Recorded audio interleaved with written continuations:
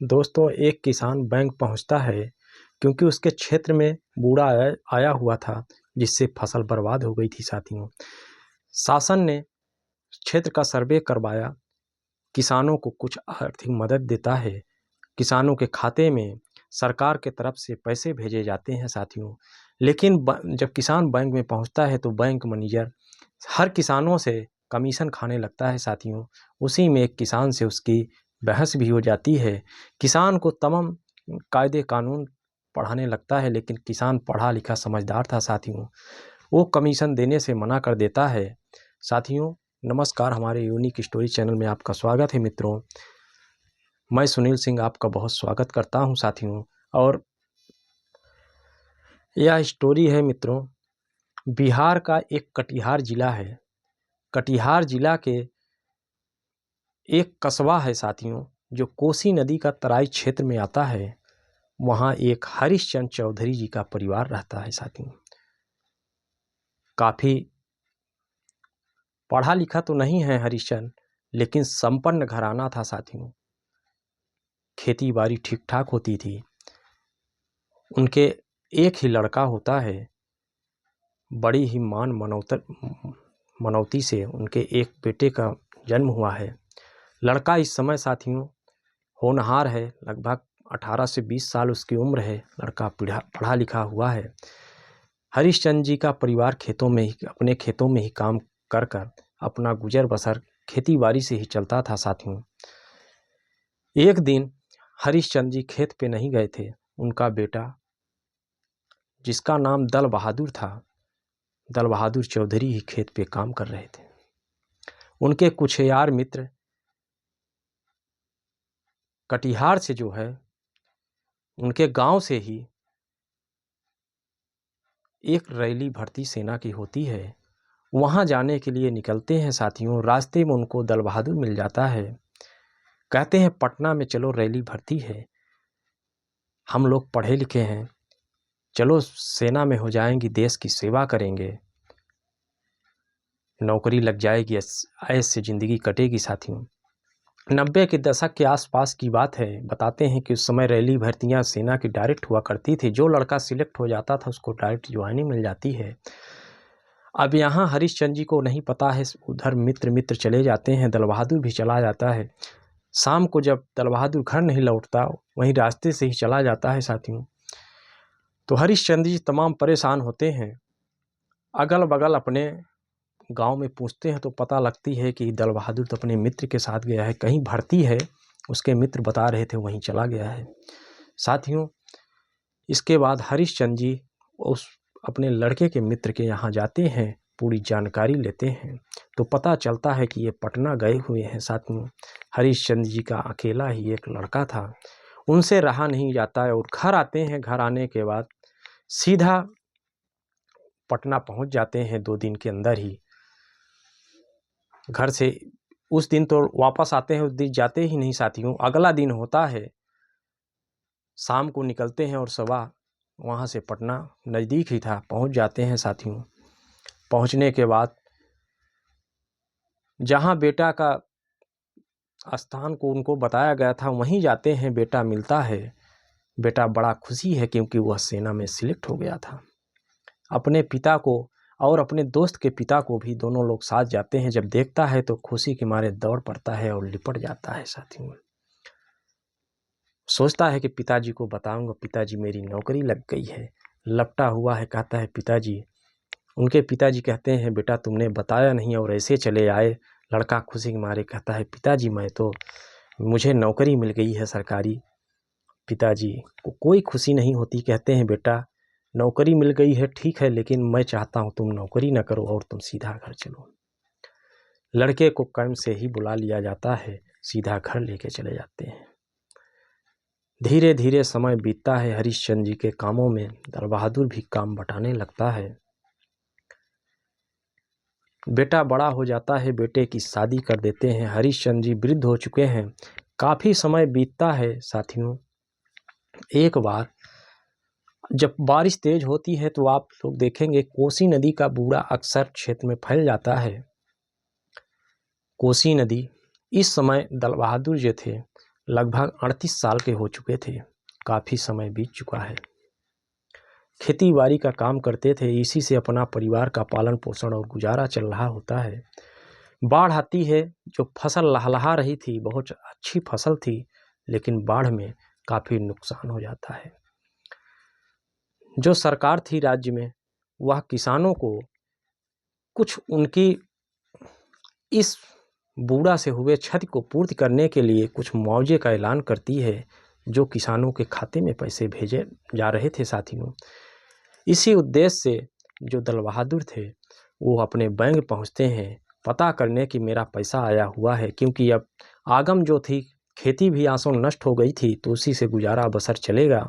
साथियों, जब वहाँ जाते हैं तो बैंक मैनेजर जो होता है वो कहता है कि आपके खाते में फला फला कमियां है, KYC फलाना KYC ऐसी ऐसी आपके रिकॉर्ड लगेंगे, नहीं तो आपका पैसा नहीं मिल पाएगा। हाँ, इसका एक उपचार है, अगर आपके पास ये कागज़ नहीं है तो आप एक काम करिए, 2000 रुपये दे दीजिए और आपका पैसा तुरंत निकल जाएगा। लेकिन हरिश्चंद्र जी जो दल बहादुर थे वो मना कर देते हैं। वो पढ़े लिखे थे, कहते हैं सर ऐसा कहाँ होता है, पैसे क्यों लगेंगे। लेकिन बैंक मैनेजर कहता है बहुत कानून न बताओ, अगर पैसा नहीं दोगे तो तुम्हारा पैसा नहीं मिलेगा। साथियों, मायूस से दल बहादुर जी घर आते हैं। घर आने के बाद अपने पिता से भी चर्चा करते हैं। कहते हैं पिताजी पैसा तो शासन ने दिया है, लेकिन यहाँ मिल नहीं रहा है, बैंक वाले फालतू ही दौड़ा रहे हैं, फला फला कागज़ मांग रहे हैं, जो भी कागज़ तो मैं ऑलरेडी पहले से लगाया हुआ हूँ। उनको एक पैसा लेने का एक जरिया होता है साथियों। गांव के भी लोग जाते हैं और उनको भी परेशान किया जाता है। दल बहादुर चूँकि पढ़ा लिखा लड़का था, वो सोचते हैं क्यों न इसकी शिकायत प्रशासन से ही की जाए, ये प्रशासन का पैसा है। साथियों, एक दिन वो कलेक्टर कार्यालय की तरफ रुख करते हैं और सीधा घर से निकलते हैं सुबह और कलेक्टर कार्यालय में जाकर एक आवेदन देते हैं। कलेक्टर से सारी जानकारी बताते हैं कि हुजूर, जो आप लोग किसानों की मदद करने के लिए पैसा भेजे हैं, वो पैसा हम लोगों को मिल नहीं पा रहा है, बैंक के द्वारा ठगी की जा रही है हुजूर, फला कागज़ बताकर हम लोगों को दौड़ाते हैं, पैसा भी नहीं देते, अगर पैसा दे दो तो सारा कागज़ कंप्लीट हो जाता है। साथियों, बैंक जो कलेक्टर साहब थे उस लड़के की बात को बड़े ही गौर से सुनते हैं। कहते हैं ठीक है, अभी तुम एक बार जाओ। लेकिन लड़का कहता है हुजूर अब नहीं जाऊंगा। वो ऐसा डांटते हैं, भगा देता है जो बैंक मैनेजर है, कहता है पैसा दोगे तभी काम होगा। कलेक्टर साहब कहते हैं ठीक है, एक दिन का मुझे टाइम दो, मैं कल तुम्हारे साथ उस बैंक का दौरा करूंगा, लेकिन तुम ये हकीकत नहीं बताओगे कि मैं कौन हूँ। साथियों, नवयुवक कलेक्टर थे। सुबह उस लड़के के गांव पहुंचते हैं। लड़के के साथ में खुद कलेक्टर साहब और लड़का है। अपनी गाड़ी छोड़ देते हैं, दोनों लोग पहुंचते हैं। साथियों, पहुंचने के बाद बैंक मैनेजर उसको देखता है तो कहता है क्या हुआ, कागज़ तुम्हारा सब लेके आए हो। कहता है हाँ हुजूर, कागज़ तो सब लाए हैं। कहता है यार तुमको समझ में नहीं आता, पैसा दे दो, अपना पैसा ले जाओ। सभी लोग जो तुम्हारे क्षेत्र के ही किसान हैं वो पैसा दे रहे हैं और अपना पैसा ले रहे हैं, और तुम हो कि कुछ ज़्यादा ही बुद्धि लगा रहे हो। इतना बात बैंक मैनेजर कहता है तो कहता है साहब ठीक है, लेकिन पैसे मैं आपको क्यों दूं, जब मेरे सभी कागज़ कंप्लीट हैं, मेरा ही अकाउंट है, मेरा ही पैसा है, मैं आपको क्यों पैसा दूं, आपको तो शासन पैसा देती है। तो आप काम करिए, जो मेरा काम है, पैसे आप निकालिए। लेकिन बैंक मैनेजर जो है बिगड़ जाता है साथियों। इसी समय कलेक्टर साहब जो होते हैं साधारण से वेश में, कलेक्टर साहब कहते हैं अरे बैंक मैनेजर साहब रुकिए, ये मेरा भाई है, इतना नहीं जानता, आप मुझसे बताइए क्या बात है, सारी घटना बताइए। बैंक मैनेजर कहता है देखिए, अगर आप 2000 रुपये देंगे तो आपका पूरा पैसा जो शासन ने दिया है, इस पूरा में सभी किसानों को मैं दे रहा हूँ, उसका 2000 रुपये चार्ज है। ये बात आपका भाई नहीं समझ रहा है, मैं इसको कितने दिन से समझा रहा हूँ कि 2000 दे दो और अपने पैसे ले जाओ। साथियों, कलेक्टर साहब कहते हैं कि क्यों दे पैसे, ये तो उसका पैसा है, उसकी खेत की नुकसान हुई है, उसके लिए शासन ने उसको पैसा दिया है। लेकिन बैंक मैनेजर भी कहते हैं तू बहुत कानून न सिखा, मैं बहुत पढ़ा लिखा हूँ, मुझको कानून न बता, तू किसानी करता है कि खेती बाड़ी का काम देख। दोनों में बहस हो जाती है साथियों। जब बहस हो जाती है तो मैनेजर भी एकदम गरम आवाज़ में बात करने लगता है, कहता है अभी तुझे मैं धक्के मार के निकाल दूंगा। साथियों, इतना बात वो कहता है और अपने स्टाफ को बुला लेता है। जैसे अपने स्टाफ को बुला लेता है साथियों, उसी समय उसका जो कैशियर होता है वह अपने क्षेत्र के जो जिले के कलेक्टर साहब थे इनको पहचानता था। जैसे वो केबिन से आता है, कहता है सर आप यहाँ कैसे? जब सर कहता है आप यहाँ कैसे, तो बैंक मैनेजर अचानक से हड़बड़ा जाता है, कहता है कौन है ये? कहता है सर यही तो कलेक्टर साहब यहाँ के हैं। उस समय बैंक मैनेजर की स्थिति वो होती है, पसीने पसीने हो जाता है और हाथ जोड़कर साथियों खड़ा हो जाता है। लेकिन खुद आंखों देखी जिले के मजिस्ट्रेट साहब उसके सारी हरकतों को जब देख चुके हैं, तुरंत लड़के को कहते हैं कि इसका पैसा निकालो पहले तुम लोग, इसके बाद मैं बताता हूँ कि यहाँ क्या करना है। साथियों, दल बहादुर का बैंक पूरा पैसा देता है।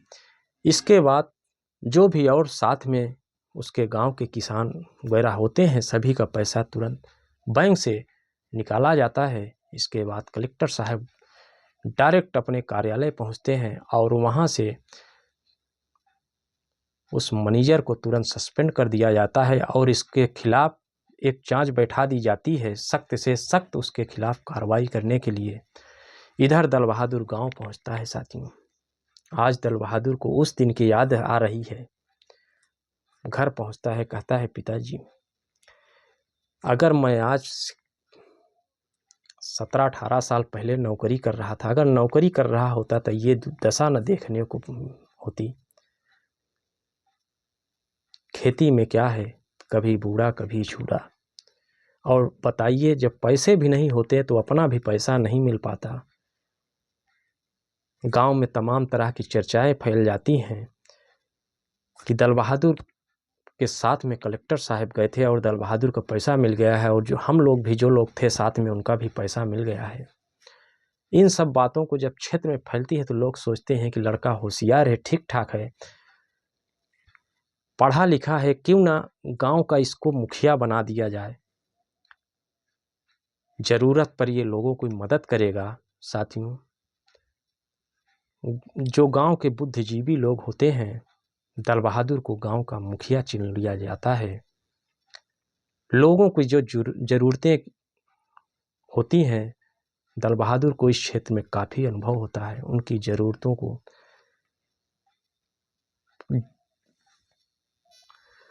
गांव की ज़रूरतों के लिए वह अपना सारा जीवन समर्पित कर देता है गांव वालों के लिए। साथियों, गांव के विकास के लिए वो सरकार की योजनाओं को अपने गांव तक पहुंचाता है, जिससे उससे लोगों को लाभ मिल सके। साथियों, यह एक छोटी सी कहानी आपके लिए प्रस्तुत हुई है, एक प्रेरणादायक कहानी थी। साथियों, नमस्कार।